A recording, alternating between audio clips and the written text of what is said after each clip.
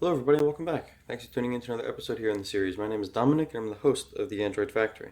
I know. It's been quite a while since I made a new video. I do apologize. Work has just been crazy. Personal life has been growing. So, for a variety of reasons, I've just been away from this. But I'm happy to come back here and continue building out this application that, seems to be moving along pretty well here. So if you remember in the last episode, we went ahead and added in some stuff around the cart, I believe it was. Yeah, it was the swipe to delete here. If you missed it, definitely check it out. But I think we should kind of build this cart fragment out a little bit more because it's a little bare bones. And I think we can do a lot more and a couple interesting things here. So one of the things here is, we're able to select the number of elements, right? The quantity of product that we would want to purchase, but we don't really have any information about the price actually. We can see the price on this screen here, $109, $22, blah, blah, blah, but we don't see it here. So I think we can go ahead and add it. And if we look right here really quickly, I have added that off screen. I just copy and pasted that same text view, put it here. So we do have this total price product text view here. And the idea is, if something is $100 and you want 5 of them, that maybe the price should show 500, not just 100. So we can go ahead and build that out here. So if we take a look at how this particular epoxy model binds that view, we can see here that we say the text equals our currency formatter dot format the particular price, and our currency formatter is just a very simple number format right there. So I'm going to go ahead and just copy that, paste that inside of the model, the epoxy model here for our cart item.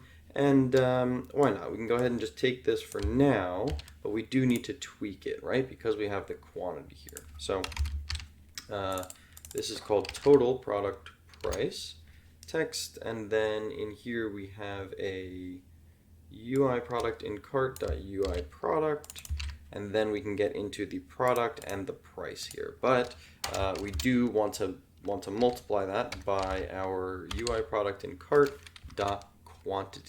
So I'm going to go ahead and just pull this out here because ideally this should be something else. So let me just put val x for the moment. Right, okay, so big decimal. So we can go ahead and do big decimal of this. And then so we'll say this is going to be our total price. And we'll just format the total price there. Let's go ahead and rerun things and just make sure that our UI is reacting appropriately. All right, so we're going to go ahead and add a few items to the cart here.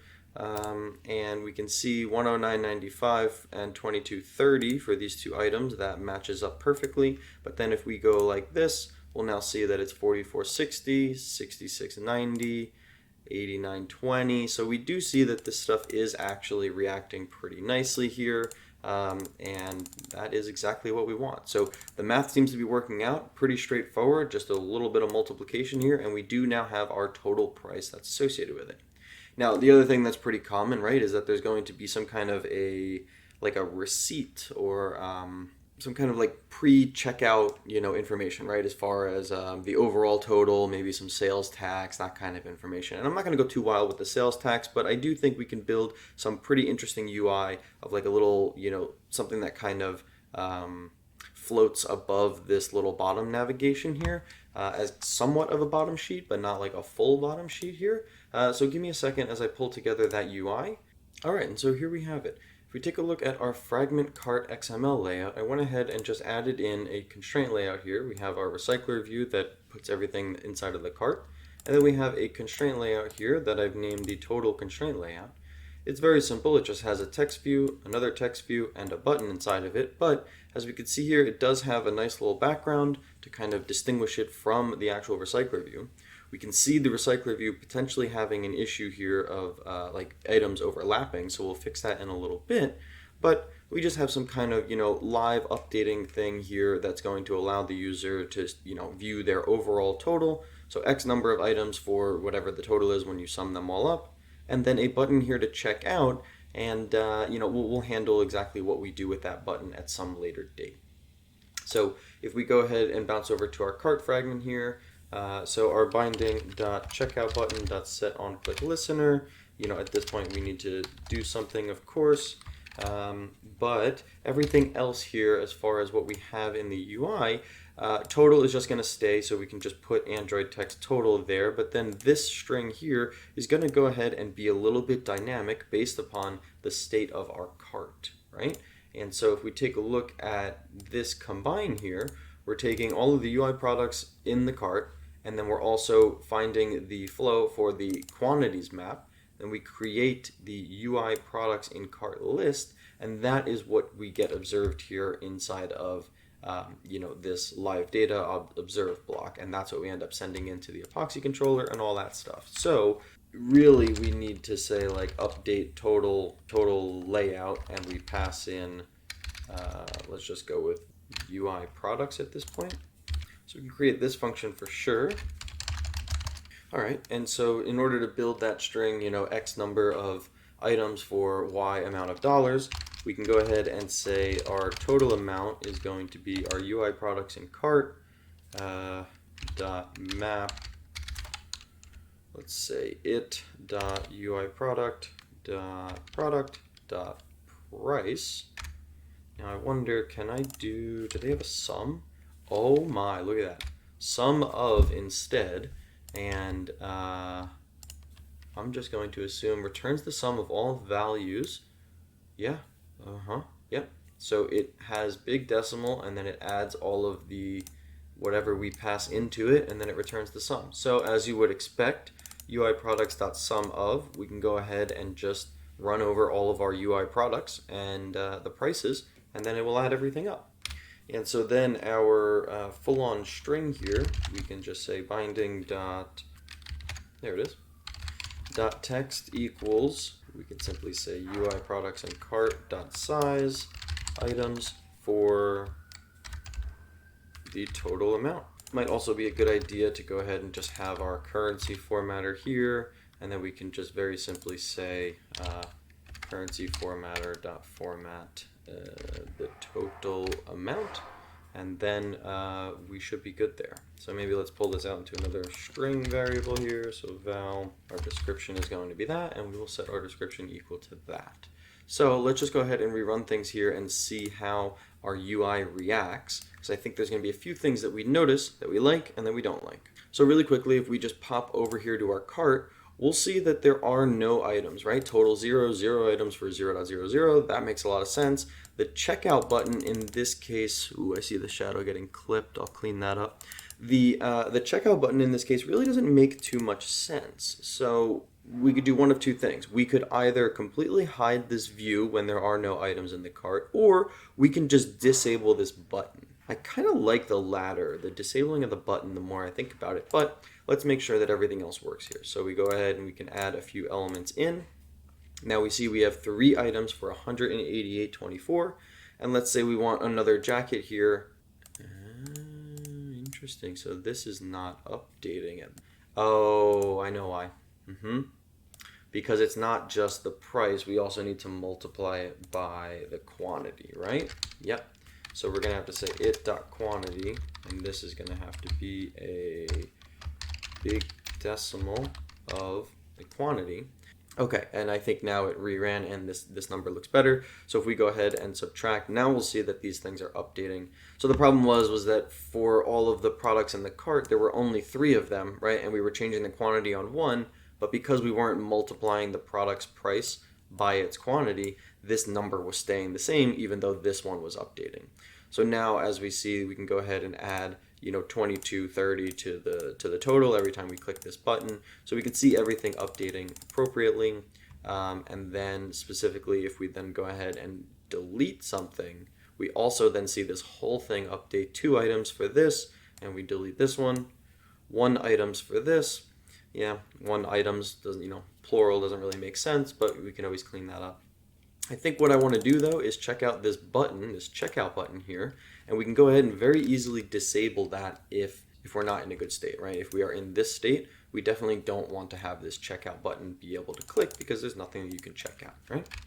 So very simply what we can do here is we can just say our checkout button dot, let's say is enabled equals the UI products in cart dot is not empty, right? And so the is enabled is a Boolean true or false, and we can set that equal to the expression of if the cart is empty or not, right? So when we are empty, we can see this button here is grayed out. There's nothing we can do.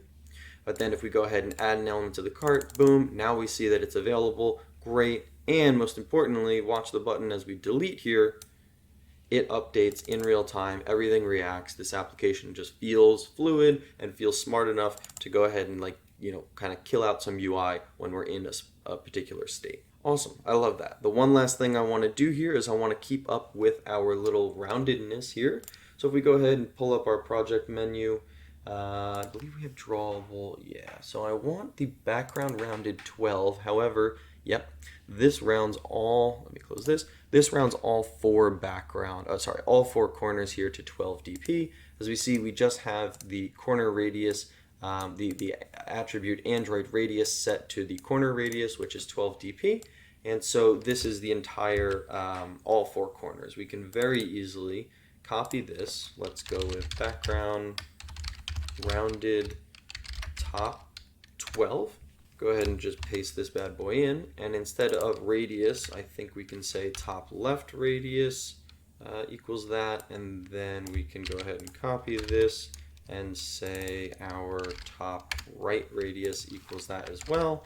Auto format things, and so now we can see that this little bottom area, the bottom edges are square, but the top are rounded, right? And that's kind of exactly what we want for this view right here. So we can go ahead and bounce over to our total constraint layout, and we can set so we have the background color white here. We need to actually change that to be at drawable background rounded top 12. Perfect. We see that it is black because that's what we have defined here, but we can fix that very easily by adding in our attribute called background tint. We'll change that to white, and now we'll see that we get everything back the way that it was, except now we have our rounded edges at the top. I'm going to go ahead and just rerun things here, check out our emulator to make sure that this looks wonderful, and I'm sure it will, because I believe the background is a separate color. So yep, if you squint, might be a little difficult for you to see from the video, but from my perspective, I can see this quite well. We do have the background, the top corners rounded there to kind of just fit this rounded theme that we've been building out here. Looks wonderful. And now finally, we have one last thing to clean up. So if you made it this far in the video, I really appreciate a like. Subscribe if you are brand new. Throw a comment down there. Real fan if you've made it down at this far in the video. Definitely appreciate you. Now we see this last little bit of extra credit here is just going to be cleaning up this UI interaction. So we can go ahead and see that, yeah, the last element here is kind of cut off by this, checkout view, whatever this thing is, right? This constraint layout down here. So not really the best. Also very nice that our currency formatter handles putting in the commas for us. So as we, it knows what our locale is, it knows how we are supposed to consume currency, and therefore it formats it accordingly. So that's really, really nice. So there's two things that we need to do, right? The problem is that our recycler view is all the way to the bottom of the screen, but this little total view is on top of the screen as well, starting at the bottom. So we're losing whatever the width is here. So, the height is here in our recycler view. So we can do one of two things. The fastest way to solve this is setting our height to 0 dp on the recycler view. We can then update some constraints here. So we'll say constraint top to top of parent and constraint bottom to bottom of parent. That would basically do the same thing when we had our layout height set to match parent.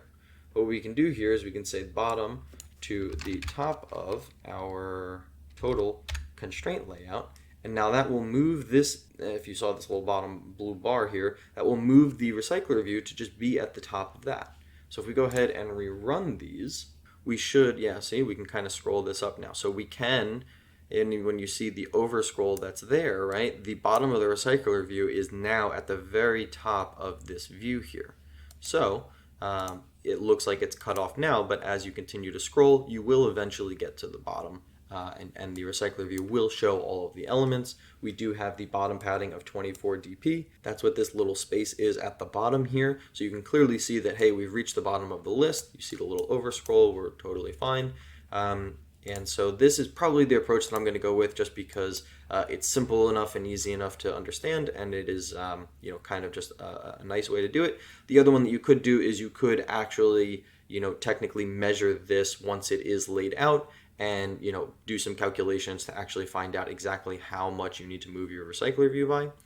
Only because let's see here, the height of this constraint layout is wrap content, and so that is just to make things not squish, right? If someone has larger text font or text size, excuse me, this total is going to be a little bit bigger, right, if they update their system font. So we don't want things to be cut off. We want this to kind of wrap. But the idea is here, with the constraint layout being wrap content, that will make sure that this is always an appropriate size. And then setting our constraints the way that we have, it doesn't matter how much this thing grows, right? If we were to then change this height to be 150 dp, our recycler view now is only this big, right? And so everything will just react accordingly. It's kind of the power of constraint layout there, in my opinion. Everything just reacts, and it's very, very fluid. So I am very happy with how that looks. Yeah, one thing I am excited for is if I delete this, to see how that total thing updates at the bottom. Yeah, wow, we lost like thousands of dollars, which is really cool. But we know it works, so nothing too surprising.